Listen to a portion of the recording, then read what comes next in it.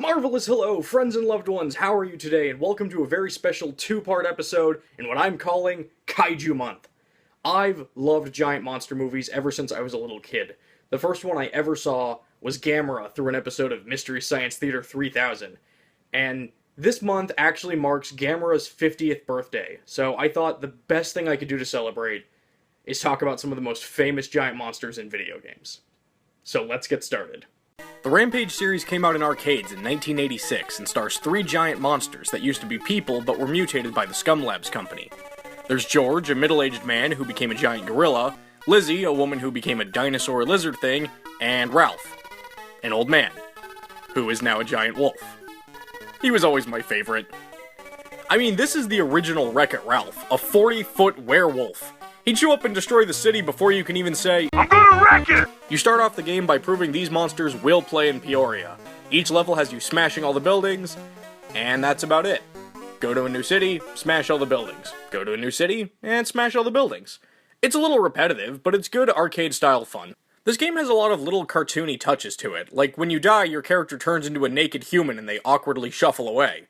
Or one of my favorite touches, that your monster's expression changes the closer they are to death.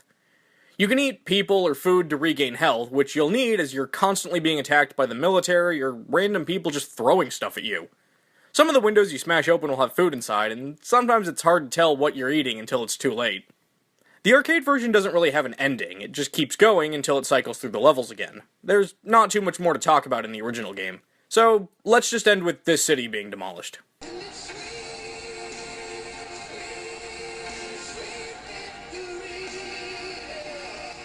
Rampage was a really big arcade smash from Midway, and was ported to a lot of different consoles and PCs. But for how big a hit it was, Rampage as a series took the path of the Kaiju itself, and mysteriously disappeared for many years. It wasn't until over 10 years later that a sequel was released. The original Rampage only had levels in North America, but now our three giant friends are taking their anger across the globe in Rampage World Tour. Released in 1997, Rampage World Tour was a good step forward for the series, and expanded upon the lore a little more. We're introduced to Dr. Elizabeth Veronica, who... Oh, I get it. Midway, you think you so clever. The president of Scum Labs, Eustace Demonic, who... I'm sorry, but if that's your name, your only career path is being president of an evil company. Unlike the first game, your monsters have a specific goal beyond just smashing stuff. You need to send George, Lizzie, or Ralph around the world and destroy all of the Scum Lab facilities. There are about 130 levels in this game, and one of the cool things is you can impact where your monsters go by collecting these flags. You need to eventually go around the entire world, so it's important to grab these to destroy all the Scum Lab buildings. At the end of every level, Dr. Veronica evaluates you, but when you destroy a lab, we see President Demonic, and he doesn't look happy. Ever. Speaking of the Scum Labs levels, these stages all feature this purple sludge you can eat to transform your character into Vern, which stands for Violently Enraged Radioactive Nemesis, which, the way I see it... means someone really wanted our initials to spell out... Vern. But seriously, Vern is awesome! The power-up lasts for the entire level. You can fly, spit fireballs, smash floors of buildings with a single swing. This is a great power-up for getting your anger out on these jerks. There's a lot of little touches in this game I really like. Like if you eat these religious people, then God himself will smite you. With 130 levels, the game can get a little repetitive. After the first 50, you've pretty much encountered everything the game has to offer at least once, except for the final stretch. Once you destroy all the Scum Lab facilities, Demonic decides to fight fire with fire and turns himself into a giant monster. And he... still doesn't look happy. In fact, he just looks weird and gross.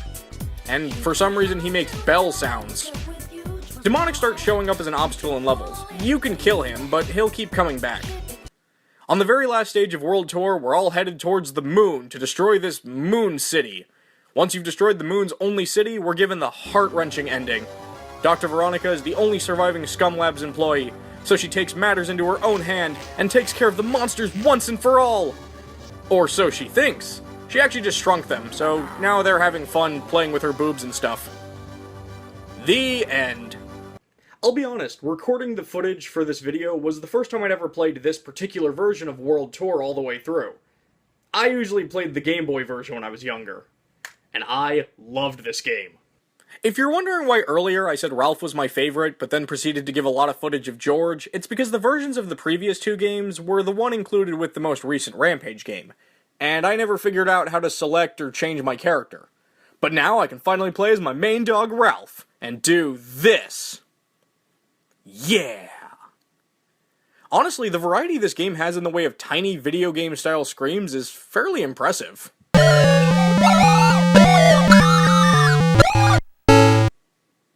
Haha! Take that! I've still got more respect for space travel than the US government. I don't have too much more to say about this one. It's a pretty good rendition of the arcade version, though equally repetitive. I remember liking these little messages you get before each city. I think as a kid I only got to the moon once, and I don't even remember stuff like Vern or Demonic popping up in this one. I do remember having a crush on Dr. Veronica though when you get to see her at the end of each level. Aw yeah, Elizabeth, work those 2 frames of animation.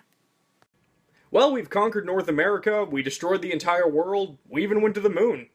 Where do our giant monsters go from here? BAM! How about across the entire universe? Aside from the Game Boy version of World Tour, this is one of the only games in the series I have some real connection to when I was a kid.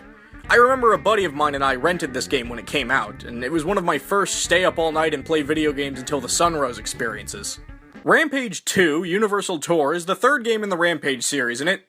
Wait, 2? Okay, I guess we're just not counting the original. This is a direct sequel to World Tour.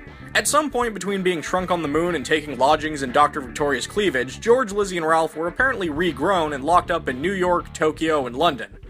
The world has recovered from the last Rampage, but oh no! Scumlabs has accidentally created 3 new monsters. Also, didn't World Tour specifically say Dr. Veronica was the last living Scumlabs employee? Elizabeth, you didn't! Oh, my love. I don't know if this is gonna work out, but I don't know. She doesn't appear in this game at all, so maybe there were a few other employees on vacation or something and no one told them their boss was dead. Who keeps funding Scumlabs if all they do is create giant monsters that destroy the world? They're like if Umbrella and Wayland Yutani had a baby or something. Do they make actual income? What does this company sell people that makes giant monsters an okay side effect? So for this game, we start off with 3 new monsters. Boris the Rhino, Ruby the Lobster, and Curtis the Mouse. I love sea creatures, so I'm going to be playing as Ruby. Of course Ruby would be hogging the spotlight. She's so shellfish. What, you didn't think that was funny? Rats. If you're expecting me to make a pun for Boris, I'm sorry, but... Rhino, there aren't many good jokes there. You start off the game choosing which monster you want to go rescue, and go through about 25 cities or so per continent. Once you free them, you get a password, so you can instantly unlock them when you start a new file. Every now and then, your rampage will be interrupted by a minigame that gives your character a chance to earn some extra lives or heal up. This game also introduced the monsters having special powers. Ruby can spin around like a tornado and hit stuff. It's mildly useful. Let me preface this next section by saying I've only ever played the N64 version of Universal Tour, and I haven't played the N64 version of World Tour, but does this game seem like a step back compared to the last game? A lot of the little things you could do when destroying the city are gone. There seems to be even less story somehow. There's no Vern.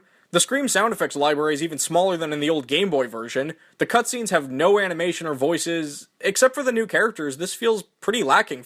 Just like the last game, you smash buildings until it tells you to stop. There are still tanks and helicopters, but no giant punching robots or guys with jetpacks and flamethrowers. I'm actually okay with that last part. Once you rescue the last of the 3 monsters, the newsman tells us that aliens have invaded Earth, and the monsters that humans once feared may now be Earth's only hope. Gameplay doesn't change once the aliens show up, and we're still destroying cities along the way. But hey, this is the first game in the series where we get to go to Honolulu, Hawaii, and destroy it. Take that, John's childhood home!